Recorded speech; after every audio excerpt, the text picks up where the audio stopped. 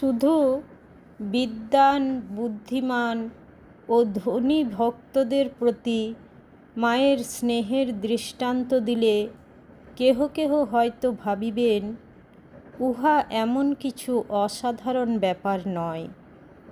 শ্রীমা আমজাদের চরিত্র অবগত ছিলেন এবং এইরূপ দস্যুর হস্ত হইতে আত্মরক্ষা ও আশ্রিতজনের নিরাপত্তার ব্যবস্থাও অত্যাবশ্যক জানিতেন।